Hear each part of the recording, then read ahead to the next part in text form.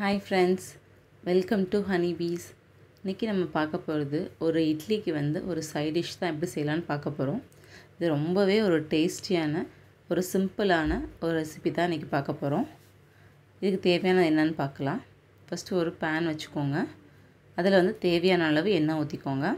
இது நல்லெண்ணெயில் செஞ்சிங்கன்னா இன்னும் ரொம்ப டேஸ்ட்டாக இருக்கும். அதில் கொஞ்சம் கடுகு போட்டுக்கோங்க. கடுகு, கொஞ்சம் உளுந்தம்பருப்பு. நல்லா பொரிஞ்சதுக்கப்புறம் நல்லா ஒரு பவுல் அளவு, ஒரு கப் அளவு வெங்காயம் பொடிசாக கட் பண்ணி வச்சுருக்கேன். அதையும் போட்டுக்கலாம். கொஞ்சம் கறி லீஃப் போட்டுக்கலாம். எல்லாம் சேர்த்து நல்லா வதக்குங்க. இந்த வெங்காயம் நல்லா வதக்கணும். இப்போ வெங்காயம் நல்லா வதங்கினதுக்கப்புறம் கட் பண்ணி வச்சுருக்க பூண்டு போட்டுக்கலாம். ஒரு 5லேருந்து 6 பல் பூண்டை சின்னதாக கட் பண்ணி வச்சுருக்கேன். இந்த பூண்டையும் சேர்த்து நல்லா வதக்கிக்கோங்க. இப்போது பூண்டு நல்லா வதங்கினதுக்கப்புறம் இதில் எந்தளவு வெங்காயம் சேர்த்தமோ, நான் 3 பெரிய வெங்காயம் எடுத்தேங்க. அந்தளவு தக்காளி எடுத்தால் தான் இது கொஞ்சம் டேஸ்ட்டாக இருக்கும். கொஞ்சம் கூட எடுத்துக்கலாம். தக்காளி பெரிய சைஸ் தக்காளி 3 தக்காளி எடுத்திருக்கேன். அதையும் பொடிசாக கட் பண்ணி வச்சுருக்கேன். இப்போ அதையும் இது கூட ஆட் பண்ணிக்கலாம். ஆட் பண்ணி அந்த தக்காளி வெங்காயம் எல்லாம் சேர்ந்து நல்லா மசிகிற வரைக்கும் நல்லா வதக்கிக்கோங்க.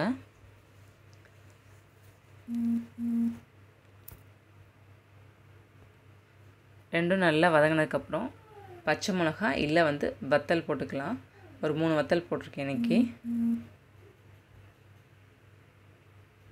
இப்போது உங்களுக்கு காரத்துக்கு ஏற்ப கொஞ்சம் சில்லி பவுடர், வீட்டில் அரைச்சி வச்சுருக்க சாம்பார் பொடி 2 டேபிள் ஸ்பூன் போட்டுக்கோங்க. போட்டு இந்த எண்ணெயிலே இதெல்லாம் நல்லா வதக்கிக்கோங்க. பாருங்கள், இப்போ நல்லா எண்ணெயில் நல்லா வதங்கிடுச்சு இந்த மசாலாலாம் சேர்ந்து. இப்போ இந்த டைமில் பார்த்திங்கன்னா நல்லா ஒரு கொதிக்க வச்ச தண்ணி ஒரு 2 கப் ஊற்றிக்கலாம். அப்போ தான் அந்த தக்காளி வெங்காயம் நல்லா வேகிறதுக்கு உங்களுக்கு ஈஸியாக இருக்கும். இப்போ தேவையான அளவு தண்ணி ஊற்றிக்கோங்க. நல்லா கொதிக்கட்டுங்க. பாருங்கள், நல்லா கொதித்து கொஞ்சம் நல்லா வத்திருச்சு. இப்போ இந்த டைமில் ஒரு 1.5 டேபிள் ஸ்பூன் அரிசி மாவு கொஞ்சம் தண்ணியில் நல்லா கலந்து வச்சுருக்கேன். இதை இதில் ஊற்றிக்கலாங்க. இது பார்த்திங்கன்னா நான் ஊற்றி சாப்பிடும்போது உங்களுக்கு அந்த ஒரு கன்சிஸ்டன்சி நல்லா இருக்கும் உங்களுக்கு சாப்பிட்றதுக்கு. திரும்ப நல்லா மிக்ஸ் பண்ணி விட்டு நல்லா கொதிக்க விடுங்க. நம்ம சுடுதண்ணி தான் ஊற்றிருக்கோம். ரொம்ப நேரம் கொதித்து வற்றணும் அவசியம் இல்லை. பாருங்களேன், நல்லா வத்திருச்சு கொதித்து. இப்போ கொஞ்சம் கொத்தமல்லி இலை தூவி நம்ம இறக்கிடலாங்க.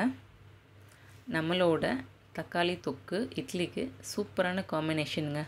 கண்டிப்பாக உங்கள் வீட்டில் ட்ரை பண்ணி பாருங்கள். உங்கள் கமெண்ட்டை கீழே போஸ்ட் பண்ணுங்கள். ஹனி பீஸ்க்கு சப்ஸ்கிரைப் பண்ணுங்கள், லைக் பண்ணுங்கள், ஷேர் பண்ணுங்கள். தேங்க்யூ ஃபார் வாட்சிங்.